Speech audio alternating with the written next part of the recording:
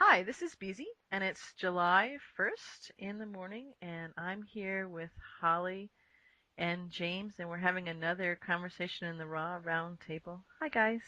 Hello. Good morning. Good T- afternoon, Holly.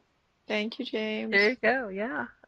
Today, we've been nudged to go in a big, expansive conversation and questions. So here it is that it's come to me, and we'll refine that as we have this conversation. If you knew that there was one thing that would speed up the changes that you're looking to have unfold. The unfoldment, the revealing, the emergence, the happening, whatever words come to you. If you knew that there was one thing that you needed to do to speed that up, and dare I say that you needed to do to have it unfold, period, would you do it?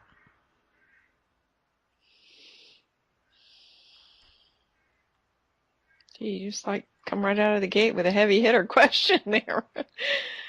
Gracious. Well, how can I? So how? Yeah, I'm not stumbling, but I'm going.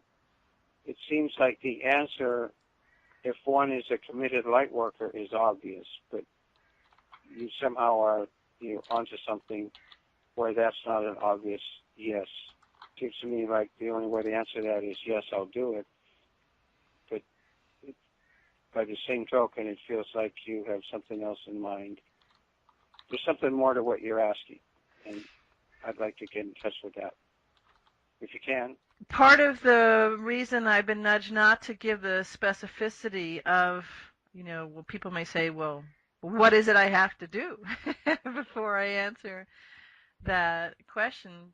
Part of it is just what you mentioned, James. It's about trusting. It's about tuning in a resonance to what the question and the energy feels like. And that we can talk about a little bit further what it is, because what it is for some people, they're already there, they're already being it, they're already doing it, and it would be just an expansion of that. For some people, they're not certain about it, they haven't touched space with themselves for being and doing, so it would be a bit of a learning for them to mostly tune into themselves on that.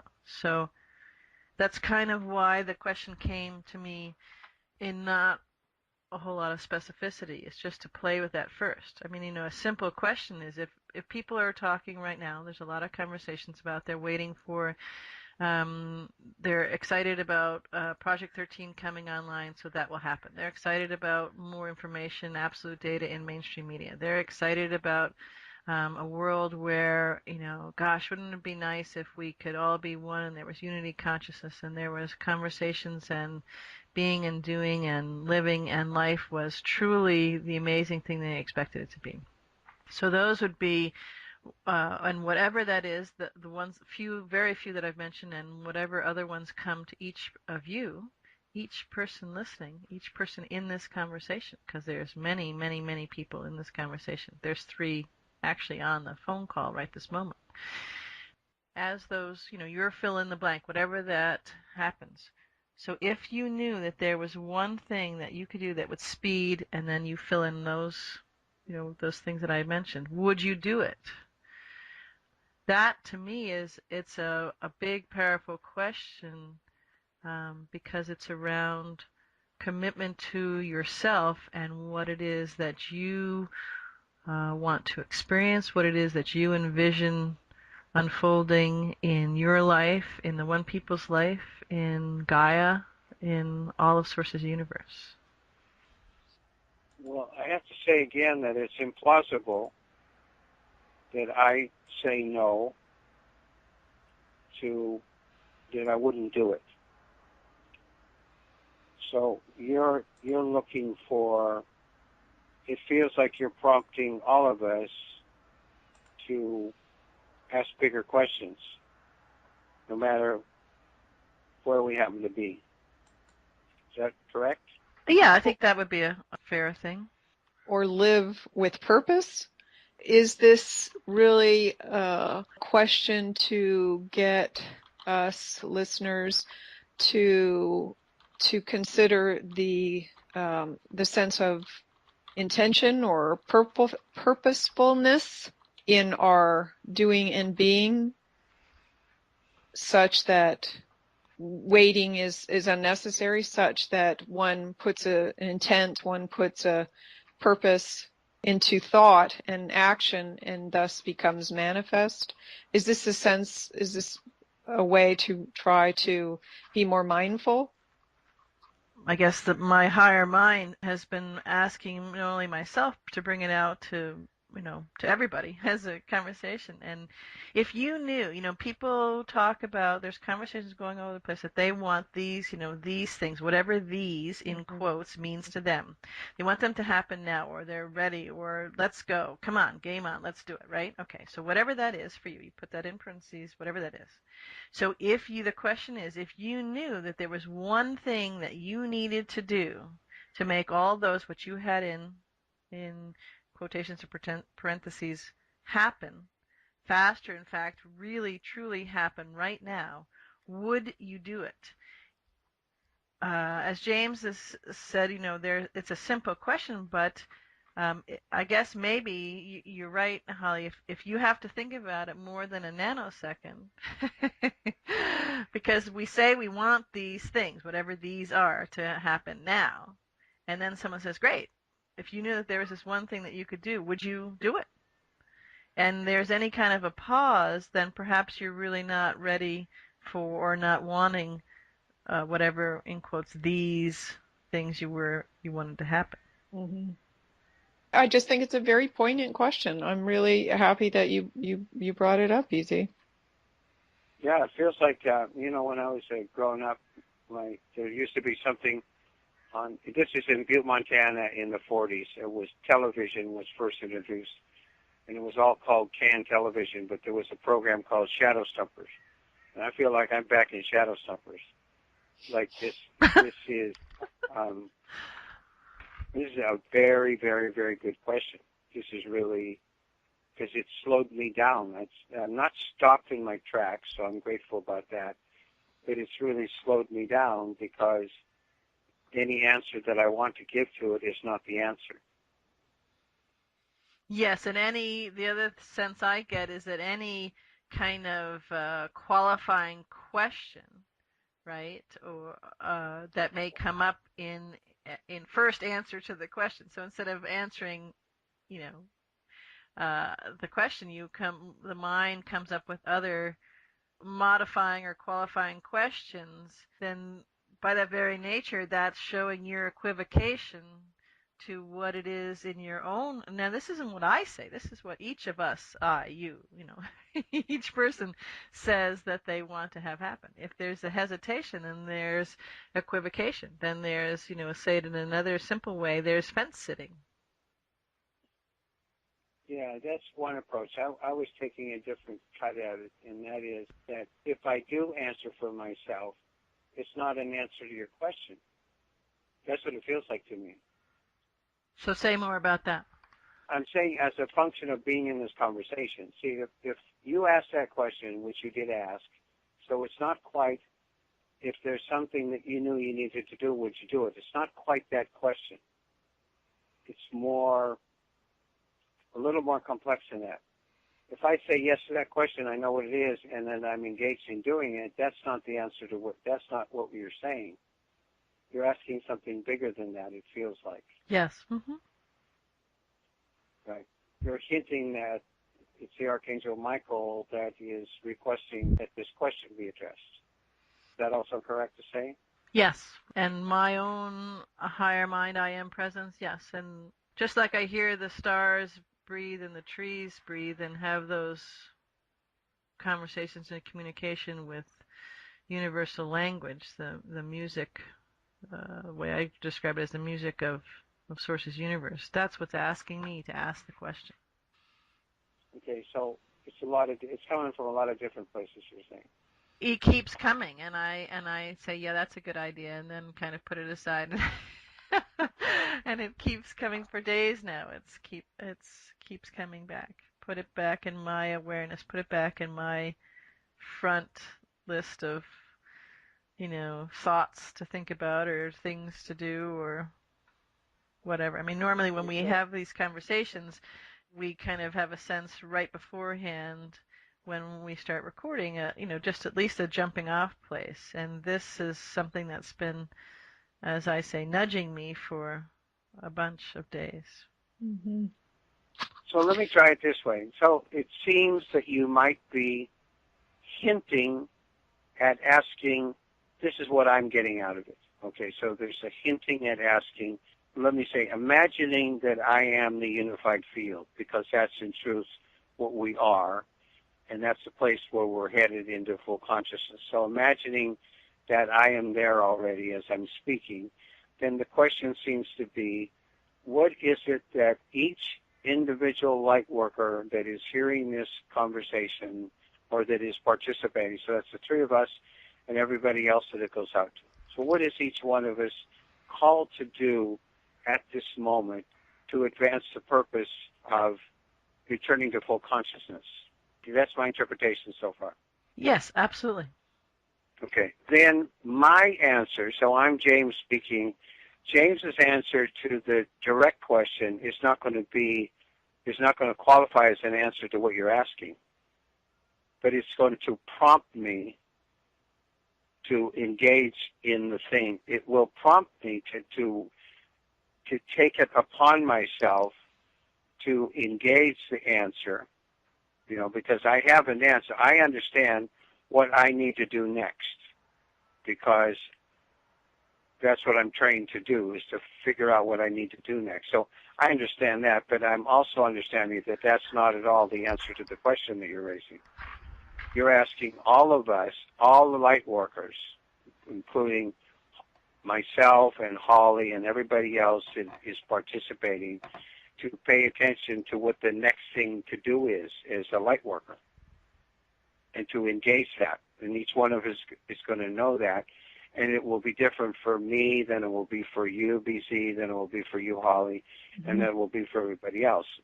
It feels like it's a function of going, for me it would be going into my heart and seeing where are the obstacles, for example, or what is the action I can take, or that's what I'm getting so far. This is actually a marvelous question. This is kind of, It kind of hurts my brain. Yeah, it's very intriguing. I think that's the point, Holly. The point, you can't get at it with your brain, Holly. Right, there you go, bingo. That's quite amazing. So I have to. So I'm grateful to the Archangel Michael for many, many things, but this intrigues me. This is really like. I hope he has a smile on his face, because I'm in the middle of shadow stumpers and I don't know how to unfold this. This is really good. This is really good. Just kind of takes it up a notch for me. I hope so. I have visions of scenes from Waiting for Godot. It just seems so esoteric. There you go.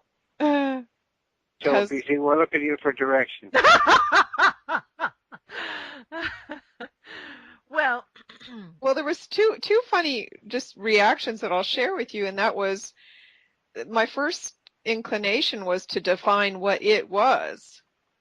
If you knew that there was one thing that you needed to do or be that would speed up it X, fill in the blank. The first tendency was to, what is that? Well, let's define that first. Second knee-jerk reaction was say, well, of course, yes, is this a trick question? So I have to agree with James that it's really not about, this is about a process, clearly. Function of moving into heart. It just seems as though this is not about the specificity of what it might be that you need to do or be, or what it might be that doing or being is going to speed up, the fill in the blank, that specificity is not as important as the process that occurs in all of that action. The consciousness, the mindfulness, and then all of that, the process of moving into one's heart. I just think it's interesting that the desire I had was to define this. The blank could be anything, like you said. It could be Project 13. It could be our universal value. I mean, there's a number of things that we use, our ego seems to use as a method of stagnation, of waiting, not moving forward. To me, I have to concur with James that this is a process of heart-based thinking, heart-based behavior. What occurs to me is there's a number of places in the very scope, or one whose ego mind is going nuts with this question, is the vagueness of this question is, first of all, if you knew that one thing that you needed to do would speed it up. So people say, well, what's the one thing? No, I'm not going to say it until I know what the one thing is. That's one part, right? And then to speed up the things that you want to unfold, to happen, to become so, to reveal themselves, right? I mean, I could define it. I could be very specific, tell you what the one thing is, and tell you what the thing, the end result, kind of say, the conclusion. But that would be from my perspective, from my heart. And yes, there may be many people that would say, well, yeah, okay, or agree with it, but I'm not saying it's mine, so I'm keeping it. I'm saying that it's mine, so it's how I walk in the world. And that's why I've been nudged to ask this, because this is all about how each and every one of us walks in the world and comes from our heart, and what occurs to us, what comes forth to us in framing both parts that may come up as our ego mind, saying those two pieces are vague. Well, I don't think it's vague. I think it's a wonderful advancement, because there's no answering. If you answer, it's only for yourself. Mm-hmm. So we can set that aside as an answer to the question. It's really demanding that the answer that I know to address the question really requires action of me. It doesn't matter if I speak it or not. It's irrelevant to speak it, as a matter of fact. The question itself, the way you're asking this is just wonderful. This is truly an advancement for me of these conversations that we're having. This is really taking the conversation to a whole different level now. And it is I'll call it a technology. The way that it's being posed is a technology that actually is impossible to address from your head. Because any answer you give from your head isn't the answer at all. Because it feels like the question helps everybody that's participating in this to be moved, or to be compelled to move, to further open the heart space. That's what it feels like. I just think it's absolutely marvelous. Because it's easy to have intellectual conversations about all this stuff. That's the easiest thing in the world for anybody that is familiar with what a light worker is, what a light worker does, what that means, all the theories. Each one of us comes with a language system. Each one of us comes with a point of view, a philosophy, if you will, a set of practices, and all of that can be discussed very readily from one's head. And 7.3 billion people can make the case that mine is the best. I've got the right one. The way that you're asking this question takes us completely out of that realm. That's not possible to do in this question. This is good. I like it. So, BC, do you have a sense of why it's being posed now?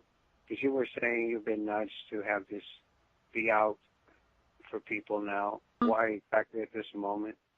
I'll start to answer that by saying not only was it being nudged to have this question come out, and and make sure that I didn't editorialize the question as it was coming to me, and just put it out there the way it came, which is I'm pretty close.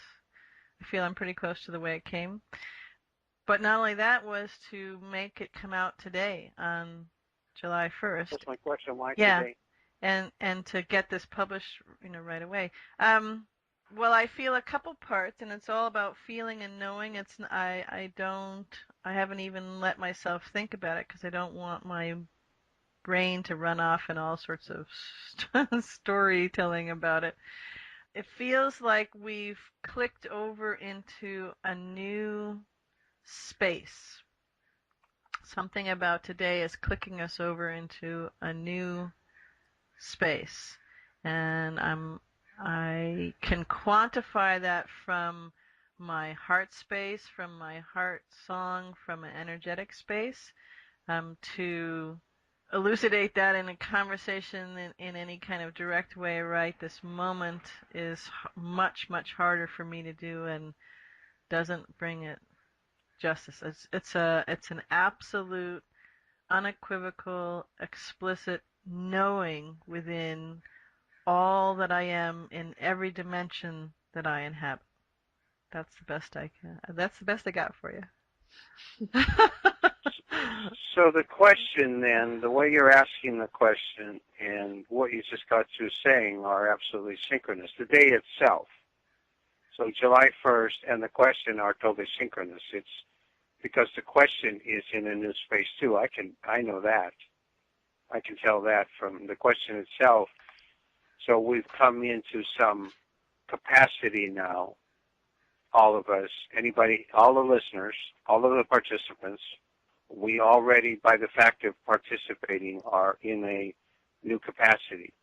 My guess then is that the light, the influx of the light, the cosmic light, has created a new threshold or a new baseline or something like that.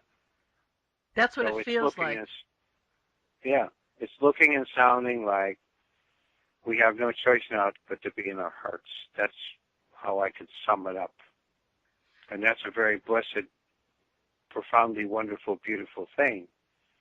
And if we try to be in our heads, then it's going to be painful.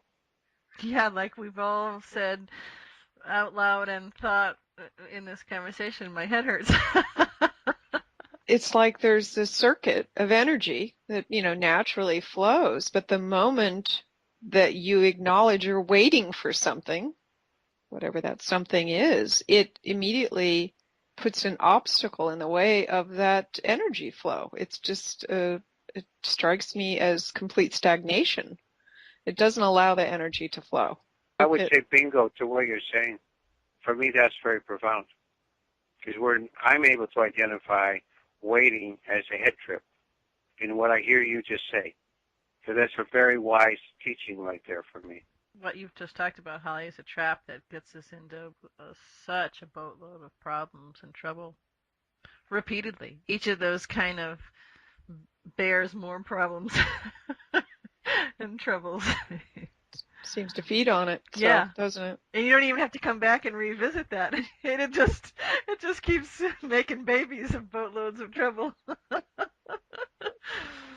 So how, if we flip back into the cosmic law conversation a little bit, what you just said is an example of human law or human practice or human culture or human something, whatever you want to add to it. But it's I would say human law or human culture, human practice that is not following cosmic law.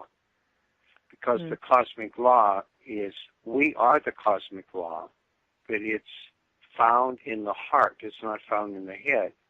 And so when we're not practicing it, we're in pain and suffering. That's the net result. Or we can talk about it as ego, too. That's another kind of way to talk about it, as long as we don't get off track to talk about ego. But it's a manifestation of ego. I marvel, BC, at this question. This is an amazing day for me. Well, if you look at the circuit that I was referring to and call that your values circuit, just look at the process of not understanding, waiting for something to define your value. The energy just won't flow. Mm-hmm. Would you speak about circuit more? I'm trying to get a visual of what you mean. Where's the locus of the circuit of which you speak there?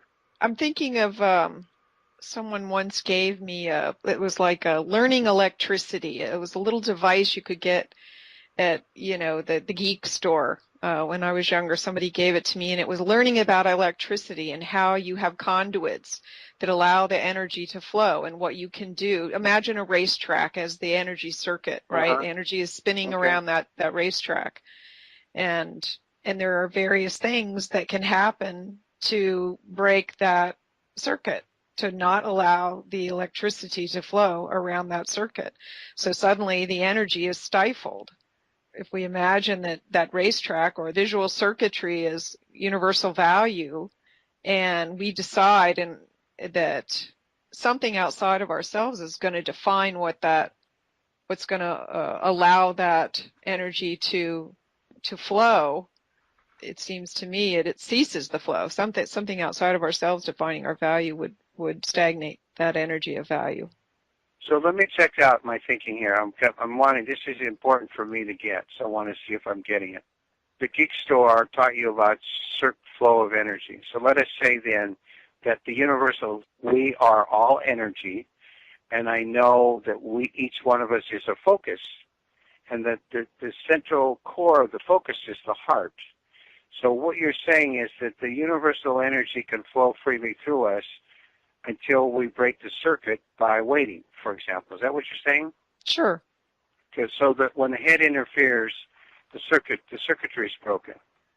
That's my sense. Well, I like it. I love what you're saying.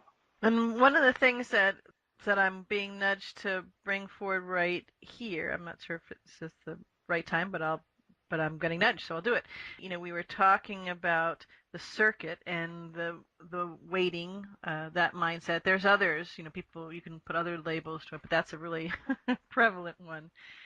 I wanted to just go back to the big question again, where, if you knew that there was one thing that you needed to do, that, and so need can sometimes be put in there as a label with waiting or, should or that kind of thing.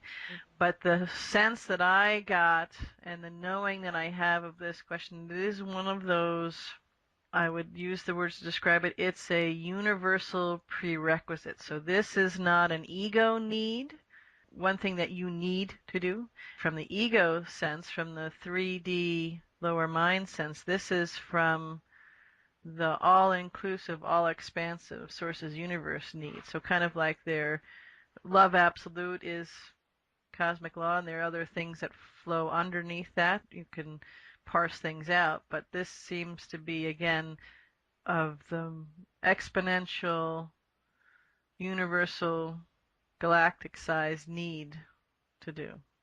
Just as you had said, James, when we were talking about why today and the energy and things clicking over, you had said, now it's time to come from one's heart. We can no longer be in that space. The energies and all that's unfolding will not let us come from that space. So this need, quote unquote, fits in, the need to do this fits into that same sphere. Does that make sense? Yeah, it feels like we're using our own language systems to make the same point.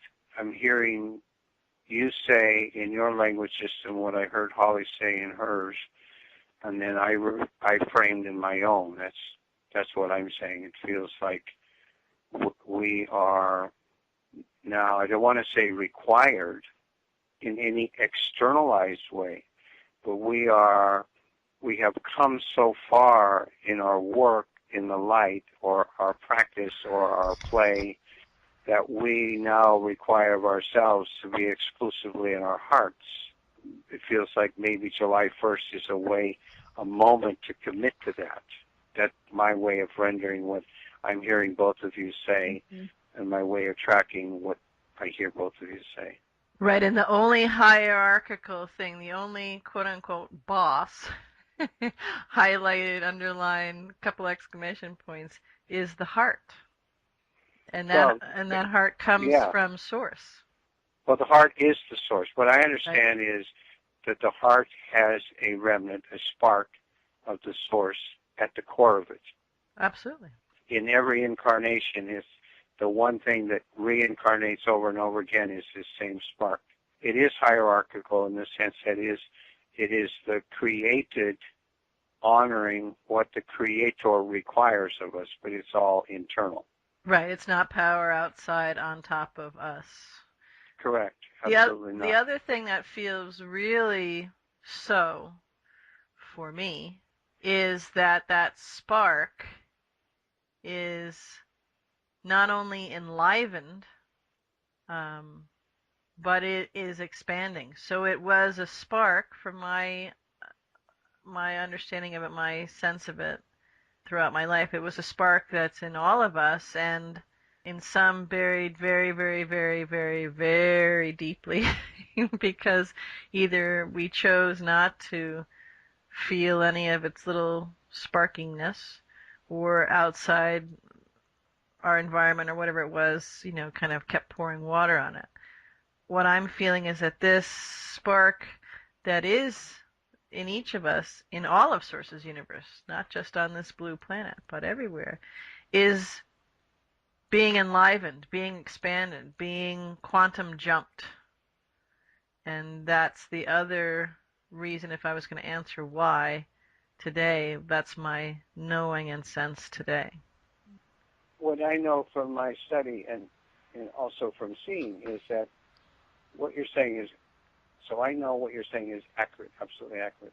When we stay in our hearts, when we do what I'm calling follow cosmic law, and that simply means being in our hearts and allowing this cosmic energy to flow through us, that is the expansion. You are describing the expansion. That's what happens, is expansion.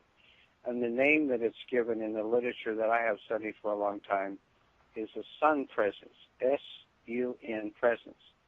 So that the sun itself, there are two beings in the sun, Helios and Vesta, and they started as a spark, and they are now at the capacity of the sun itself.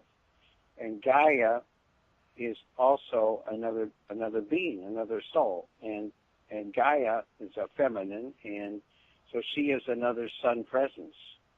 And each of us are being trained as light workers to be and human beings. I mean, we incarnate so that we can learn to be these sun presences, and it starts with the tiny spark. And then when we give, when we love, and when we pour forth love into the universe or into other people or wherever we pour it, we develop over time, over eons, the capacity to be suns ourselves. S-U-N. Mm-hmm. So this all feels very congruent with, this is wonderful. What was playing in my mind as you were saying that, James, was Heather's phrase, imagine what you be, absent limits, and then do it. And she's not kidding. She means absent limits, whatever that is, whatever your heart wants to be. So if that's a planet or a solar system or a whole galaxy over there, no problem. All of it. There are beings at the core of every one of them. That's right. There are beings. That's absolutely right. Yeah, and they're all expanded. They all started in this as a spark. Right. Because from source, everyone is equal. Every spark is equal from the point of view of source. That's another profound teaching about, that's the nature of love itself. There would be no inequality because that wouldn't be love. Mm-hmm. So we have this wonderful opportunity.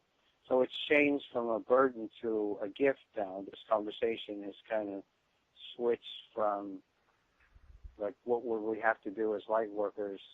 So it's now, we're now talking about the joy of being a sun presence, or even the tiniest one. It doesn't matter how big we are or small we are, because everything starts small, right? Everything starts as a spark. Mm-hmm. So maybe the July 1st is a shift from burden to, from the emphasis on responsibility, purification, cleansing, to the emphasis now on expansion. Yeah, the changing of the guard from freedom from to freedom for. There you go. From moving from fixing something to creating everything. Mm. So therefore, we're all in Gaia Nova now. Absolutely. That's what it feels like to me. That's my knowing sense. Wonderful. Yeah, thank you for opposing that, VZ. Thank you for answering that nudge. So Michael has a lot of confidence in you, BC. That's what I know. Well, And trust you with the delivery of a complex, basically, it's like a Zen koan, right? It's a conundrum. And you've been able to present it in its pure form. For me, personally, because a lot has happened for me in this conversation. A lot by way of expansion. And I'm grateful and appreciative. thank you. I had, I can look back at it now and say I had fun watching my ego mind wrestle with it the first time I was nudged. And What? I think I even swatted it, like it was a mosquito in my ear. And, so the other day it was, and Source actually does this. It was gone from a nudge to a shove, and I was like, yes, thank you, I understand, I got it, I will step out of the way now. And in the theme of this wonderful question, I want to extend the invitation out to our listeners again that we would love to receive your questions, your thoughts of expansion and curiosity that comes with it. And as we're wrapping up, I just wanted to see if there's any other thing purely from the heart that any of the rest of you are nudged to bring forth as we close this out. I choose to allow the energy to flow. Well, I hasten to agree with that. That's wonderful. Great. Well, thanks everybody for playing and being, and thanks to everybody who has come across this and is experiencing it. And we'd love to have your questions, and they will be a form at the bottom of this page, but also I'll make a regular form that's in the same place all the time. So thank you, too, once again. I enjoyed myself.